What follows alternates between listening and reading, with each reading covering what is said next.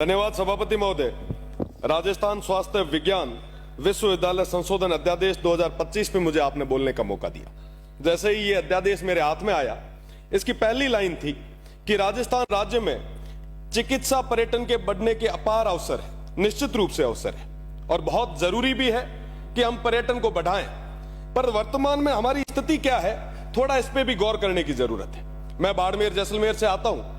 बाड़मेर और जैसलमेर के सारे लोग 70 से 80% लोग मरीज गुजरात उन तमाम हॉस्पिटल्स में उपचार के लिए जाते हैं। हम टूरिज्म की ही बात कर रहे हैं, हमारे खुद के लोगों को हम रोक नहीं पा रहे। मैं तो धन्यवाद दूंगा स्वर्गीय जसवंत सिंह जी को, जिनके प्रयासों से एम्स बन पाया और मारवाड़ को एक बेहतर चिकित्सा सुविधा उपलब्ध हो पाई।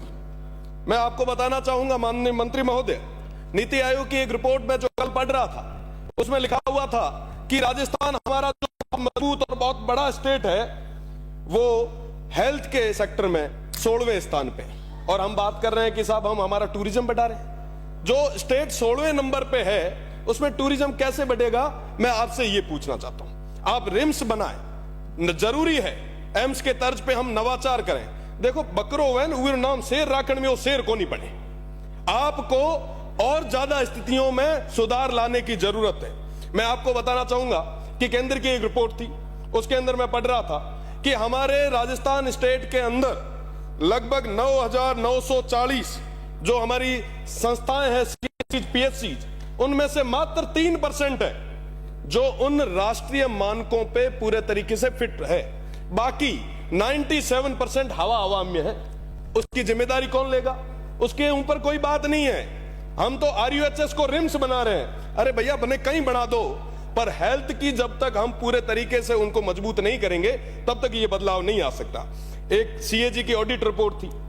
मैं एक छोटी सी, लगभग जहां पे भी हेल्थ की बात आती है, सारे माननीय सदस्य कहते हैं कि साहब हमारे यहां डॉक्टरों की कमी है। राजस्थान का जो पूरा परसेंटेज है, लगभग 40 से 45% जो पद है वो रिक्त है। मैं बाड़मेर से आता हूं, सीमांत क्षेत्र है, बीच में तनाव की स्थितियां थी। सबसे ज्यादा जो जरूरत थी शिक्षकों की, वो हमारे उस क्षेत्र में थी।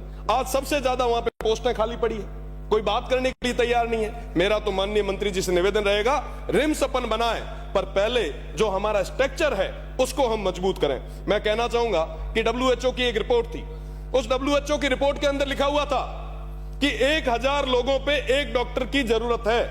क्या वाकई हम उन तमाम मानकों पे खरे उतर रहे हैं? क्या स्थितियां वैसी है? हवा मीना है, जमीन माथत को नहीं। आज की डेट में अगर मैं बात करूं हमारे हेल्थ सिस्टम की, माननीय सभापति महोदय, कोई प्रथम स्टेज पे अगर कोई कैंसर का पेशेंट है और वो जांच करवाने जाता है, तो चौथे स्टेज पे आते आते तब उसके पास जांच की रिपोर्ट आती है।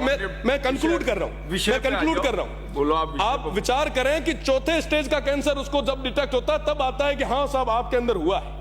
साहब, ये स्थिति अपने आप में जांच की रिपोर्टों की रही है। साथ ही साथ मेडिकल कॉलेज की बात चल रही थी अभी, उससे पहले हमारे बाड़मेर की जो मेडिकल कॉलेज है वो लंबे समय से निर्माणाधीन ही है। पिछले 5 साल से उसका काम चल ही रहा है। मुझे समझ नहीं आ रहा कि वो कब तक बन पाएगी। सीटी स्कैन मशीन, जो बाड़मेर की MRI और तमाम चीजों की मांग पहले भी सदन में रख चुके हैं, पर उसके ऊपर भी अभी तक कोई मजबूती से ठोस कोई काम हुआ नहीं है। हमारे बाड़मेर के लोगों को आज भी दिन ब दिन भटकना पड़ रहा है। अगर मैं जर्जर भवनों की बात करूं, थोड़े दिन पहले की घटना, आप रिम्स बनाएं, निश्चित रूप से बनाएं, पर पहले जो स्ट्रक्चर है उसको मजबूत तो करें। कभी भी कोई भी हादसा हो सकता है। मैं अगर दवाइयों की बात करूं तो मेडिकल कॉलेज में 43%, पीएचसी में 27% और सीएचसी में 15% ही दवाइयां अवेलेबल है। बाकी कोई दवाइयां नहीं है। आम आदमी कहां जाएगा? मेरा तो निवेदन है कि बाड़मेर के अंदर कई सारे और भी जो मेडिकल इंस्टीट्यूट में घोटाले हुए उनकी जांच हो, और साथ ही साथ सैनिटरी नैपकिन का एक बहुत बड़ा इश्यू और स्टेट लेवल का जो घोटाला है, जिसमें हमने ध्यान आकर्षण लगाया है, आने वाले समय में आपसे पूछेंगे भी। साथ ही नर्सेज और पैरामेडिकल कमिटी जितने भी स्टाफ है उसकी बहुत बड़ी कमी है। हमारे लैब टेक्नीशियन LT के जो पद है